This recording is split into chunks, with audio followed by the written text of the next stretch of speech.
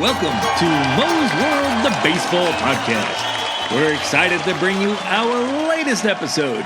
Your feedback is important to us, so please feel free to share your comments. Awesome! If you enjoy the podcast, spread the word to your friends. In our 9th episode of Season 2, we ask the question, is batting average dead? Major League Baseball batting averages have dropped in the past 5 years and are at the lowest point in 50 years.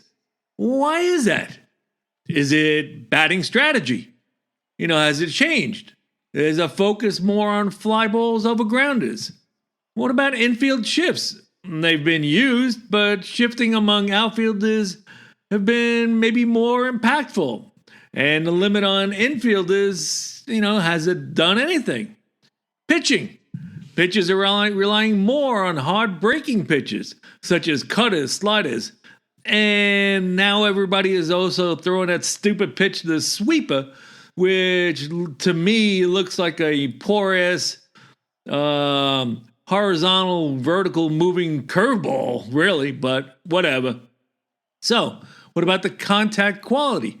The quality of contact has decreased, leading to fewer homers and lower batting averages. Also the runs scored were down. The number of 300 hitters. Reality, from 2007 to 2024, the league batting average has fallen over 25 points. Now that's a lot in that time frame. That's from 268 to 241. 241. What is this, 1967? Wow. That equates to over 2,600 fewer extra base hits this past year than just 5 years ago. That's something to think about. What was the best averages in the past years? Are we getting spoiled? Bobby Witt Jr. hit 332, and the league average was 243. So, Luis Ariz is another one. He led the league in 2023 with a 354 average, and the league average was 248. So I don't see the best batting averages changing. Just looking at the past 10 years, we fluctuate from 332, Bobby Witt Jr., Jeff McNeil won with a 327 in 22. Let's see, we had highs of DJ LeMahieu at 364 in 2020. That's only 5 years ago. And he led the league with a 364 average, and the league average was only 244 there. So going back 10 years ago, here's a name from the past, right? Miguel Cabrera. And he had a 344 average, and the league average was 254. About 11 points higher league average. But I'm not seeing a huge change for the best batting averages, We're seeing this more as an average of all the, what I see it as mostly? And here's the thing. When guys come up now, are you kidding me? Why is the first at bat in the major leagues by a rookie minor leaguer? Why is the team shifting on him? Why are they shifting? He's a rookie, his first at bat in the major leagues, and they're already doing a shift on a left-hand batter. To me, that's the sad thing right there. Right there is the sad thing. For years we've heard shit about how players can't change. They can't change their game. Oh, look, the poster child of that is Joey Gallo. I can't change. I am who I am. Meanwhile, the whole fucking left side of the infield is empty, but he is who he is. Yeah, how's that going for you now, Joey, right? Well, if a minor leaguer comes up to the majors and I'm the manager and the other team is shifting, when he grounds out to the second baseman and comes back to the dugout, I'm saying to him, did you like the minor leagues? Because your ass is staying there until you can learn to hit the other way. Learn to hit to the other side. I don't want to see a team doing a infield shift on you in your first fucking at bat in the major leagues. That's a goddamn joke. That means it's acceptable. We're accepting this. So if you're going to accept this shit, then we're going to have lower averages. I mean, career all-time batting average leaders, once again, thank you, baseballreference.com. But, looking at these names, sure, they're thousands of years old. Ty Cobb, career average of 366. Roger Hornsby, 356. Joe Jackson, 356. Trispeaker, 348. The only name you're going to recognize here probably is Ted Williams because he was my first broadcast, right? And his career average is 344. These averages are insane. We know that. Nobody's ever going to come close to that ever again. But here's the thing that's changing every year almost. Single season strikeout records. I remember back in the day when they were saying they would interview Mickey Mantle and he was disappointed because he struck out and he was leading, and when he ended his career, he was leading in strikeouts. And I don't even think he's in the top 25 anymore. I mean, in 2009, Mark Reynolds set the single season strikeout record of 223 strikeouts. So he's done a great job maintaining that because that is the number one record right now. From 2009, Mark Reynolds. 2012, Adam Dunn came damn close. 222. He missed the mark by tying it by one strikeout. Chris Davis. There's a strikeout name right there. In 21-16, he had 219 strikeouts. Just last year, Ellie De La Cruz had 218. Recently, Juan Moncada had 217. Kyle Schwarber, 215. Of course, our poster child, Joey Gallo, 213 in 2021. So this is insane. I think I said 21-18 and 21-24. Yeah, you get it. You know what I'm talking about. So ironically, we have some of the best ball players ever to play the game right now. The average age of a Major League Baseball star is 27.9 years of age. Now, compared to a player in 2000, that was at 29.1 years. Now, you think a couple years or whatever is not that much, but Major League Baseball is younger, more athletic, but they're willing to swing and miss a lot. So, 2000, the league batting average was 270. The league batting average was 270. That's 25 years ago. 25 years ago, it was 270. And this past year, it was 243. So we can't talk about, back in the day thing. That's only 25 years ago. We're not getting carried away with this now. It's saying that, it's been years. No, man, that's a big ass difference, And it's not all Joe Gallo's fault. There are a lot of bad averages. The single season lowest averages in 2024. Christopher Morel from Tampa. He had 196 and 535 at-bats. Zach Geloff of Oakland hit 211 and 497 at-bats. And even Dalton Varsho, who was, thought of as to being a clutch player for Toronto, he only hit 211. Even Rhys Hoskins of Milwaukee, and he pretty much defines the hit or miss, right? In 449 at-bats, he hit 214. And then in Atlanta, Orlando Arcia struggled at 218. There's a big-ass difference, though, when Orlando Arcia is hitting 218 and Rhys Hoskins is hitting 214. I think most teams can tolerate Rhys Hoskins because of his power potential. But there's been punch and Judy hitters now that are hitting 214, striking at 200 times. That's what's called the Uecker line. The what? The Uecker line?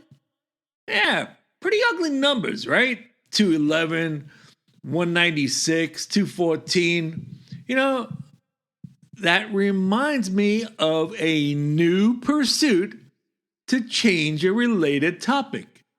Now, the term Mendoza line, it originated in Major League Baseball as a joke about Mario Mendoza. He was a shortstop who played for the Seattle Mariners in, around 1979. He was such a light-hitting player that the term stuck, the Mendoza line. And Mendoza finished his career with a whopping .215 batting average. Now, recently, some broadcasters have suggested updating the Mendoza line to make it what? The Uecker line. Yes, in honor of the late broadcaster Bob Uecker. This is a friggin' fantastic idea. And some announcers approached Uecker before his untimely death to discuss it. He laughed his ass off and fully supported the idea. And he even noted it was more fitting since he finished his career with an even 200 average. Thus, the perfect Uecker line has emerged. We should now refer to a 200 average as barely breaking the Uecker line to honor the great Bob Uecker. Just a bit outside. So it seems increasingly acceptable to see lower averages for everyday players in Major League Baseball, as long as they can hit for some kind of power. This is really an all or nothing mentality, and it's a bit sad. It hinders run production, extra base hits, and basically overall excitement in the game, right?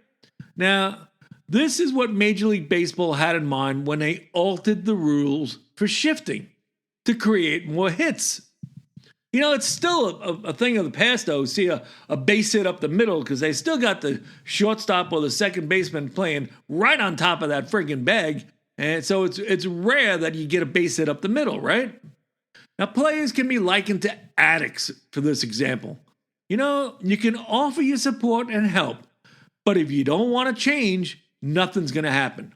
So if a player is content not making contact just in the hopes of hitting a home run, they're doomed. This is the Joey Gallo effect. As I said before, he's not going to change. He wasn't going to change. He is who he is. But at 31, I wonder, because Gallo's career may be nearing its end due to that kind of mindset. Since 2021, when he led the league in both walks and strikeouts, he had 111 walks and he had 213 strikeouts. Well, since then, Gallo has hit a whopping 185. Holy crap. A major league threat. I mean, because that's he was a threat, right? And he hit 185 in the past 5 years. And his OPS plus has dropped from 121 to 74. 74. Now, to remind you once again about OPS plus, league average is about 100. So he's hitting at 74, not even an average player. So he's a player who made $11 million well, think of it this way. A player who made $11 million per year as recently as 2023 is now earning $2.5 million while trying to get by with the Chicago White Sox. So that's what he's making now. He's making only $2.5 million, and he did make as much as $11 million just a few years ago. So are you sure you don't want to change? Geez, I guess batting average is really becoming irrelevant. I must still be old school as I still enjoy watching players like Bobby Witt Jr. and Gunnar Henderson, work the count, take a base hit to the opposite field with power, They battle against pitches to get on base. These two definitely exemplify the true essence of the pitcher-batter duel. Now, a player who understands his strike zone, is aware of the situation, and knows what he is capable of, and then makes solid contact for a hit, that's what baseball is all about, So I had hoped that the limitation on shifts would have made a difference. But it seems that hits up the middle are still a thing of the past. It appears we won't be seeing much change there. So a player who can hit to the opposite field and find a hole in the defense, at least has a chance to get on base. Now, I'm not sure if the decline in batting average is a generational shift, similar to what occurred in the 60s when pitchers were so dominant that Major League Baseball considered lowering the mound, and then they introduced the designated hitter to boost offense. So nowadays, players are much more athletic, as we've said, powerful and knowledgeable, with all the analytics that they have in sight. So I believe the averages will start to rise again. Let's see if 2025 brings an increase in runs scored, as that would be a clear indication that there's more hits being made. And that's the easiest thing. If you want to see if an offense is improving, screw all this analytic shit. Are you scoring more runs? Are you scoring more runs? There's a couple of teams this year that we touched on in previous podcasts as far as scoring more runs. And let's watch two teams, one in the National League and one in the American League. In the National League, I want you to watch the Atlanta Braves. And they scored only 700 plus runs last year and had over 900 the year before. So they're looking to improve runs scored. So let's watch them in the National League. And in the American League, we have the anemic Seattle Mariners. They didn't make the playoffs because they had top-notch pitching, but they couldn't score for shit. So the Braves in the National League and the Mariners, what are they going to do this year? Are they going to score more? Let's just watch that alone. Just do me a favor and just watch those two teams and let me know, what you think about your local team too. And it's an easy thing to check, right? I mean, you can just wheel up Baseball Reference, look at the team stats on how many runs were scored in any given year, and you can come to a conclusion of, yeah, that's right. They were awesome that year, So with spring training coming to a close, is there anything that catches our eye? Are you seeing any particular team or player that's standing out? Many teams have battles for roster spots and spots in the everyday lineup. Did someone stand out for you? I try not to get too caught up into individual dominance in spring training because it's spring training, I mean, it's tough. You want someone who is battling for a spot to do well, but then again, you say, well, it's only spring training. But not everybody can schlep it off and say, when the season gets here, look at the back of my card. What if you don't have a card yet, That's like I found the news about the Yankees' Jason Dominguez, quite annoying lately. Now, the media has been harping on the Yankees to restore his position to center field, saying that he's struggling in left.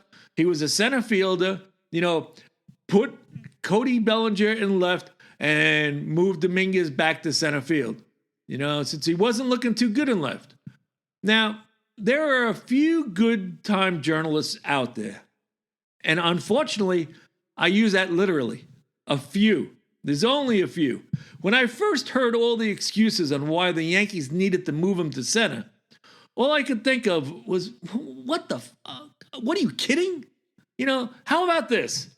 What if the Yankees and all their analytics determine that Dominguez is actually a pretty shitty center fielder?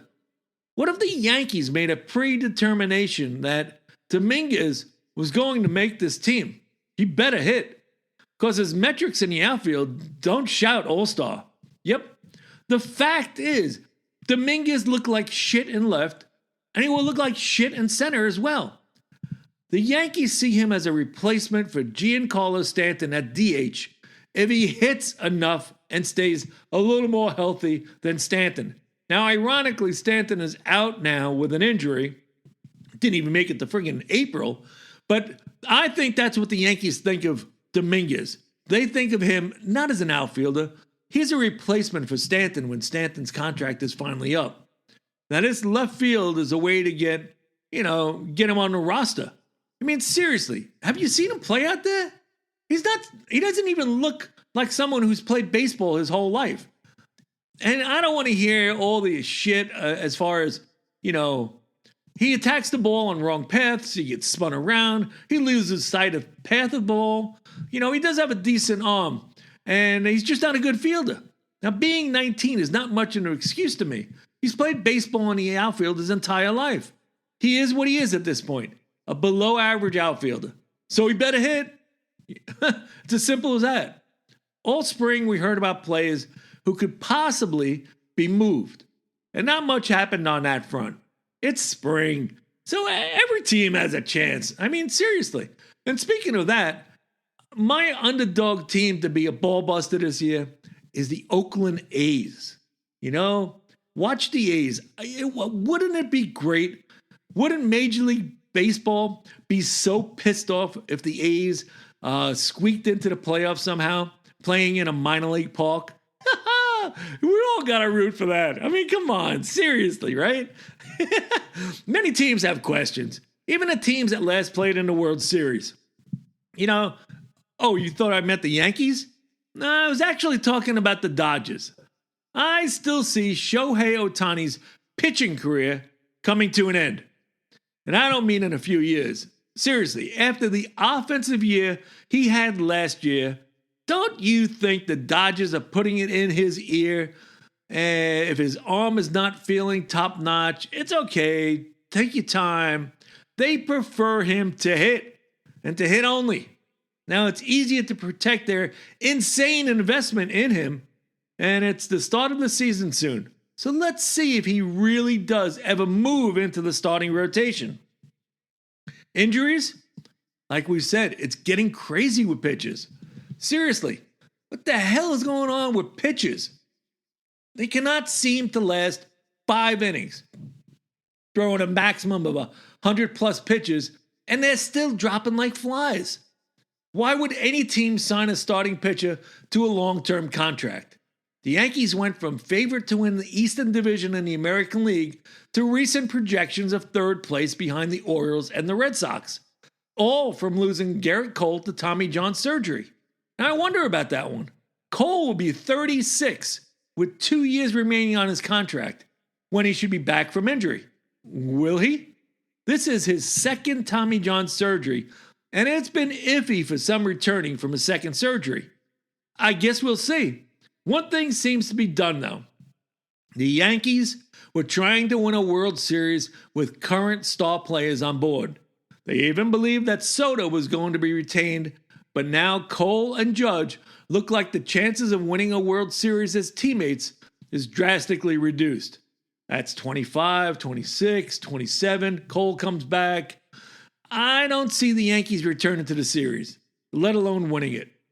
Holy shit, that means 2028.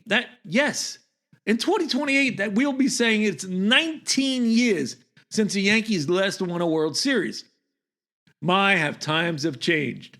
Now, 1964 to 1977 was only 13 years in New York, but it felt like eternity. That was the time frame between winning World Series. The Yankees went from 1964 to 1977. 13 years. And we're looking at 19 years when Cole comes back. Now, has the modern era redefined the strength of the Yankees?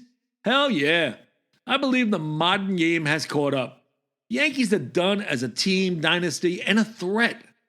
At least they tease the fan by being competitive, I guess, right? Now, let's see what happens this coming season. Oh, one other thing. I've proved without a doubt that teams spend more for star salaries than I ever imagined. I was so far off in the final figure of Soto by almost $200 million. So let's get this out there right now. Will the Blue Jays extend Vladimir Guerrero Jr.? Well, how about 12 years at $528 million? How insane is that? Guess we'll have to stay tuned for that one. Well, thanks for joining us. Sorry if it ran a little long. This was our 9th episode of Season 2. Actually, join us for 9th episode. New episodes are every Friday, with each one lasting approximately 20 minutes. We appreciate your support and encourage you to share the podcast with your friends. Our next one will be released on Friday, March 28th. We look forward to seeing you. And in the meantime, ask yourself, whose world is it? It's Mo's world.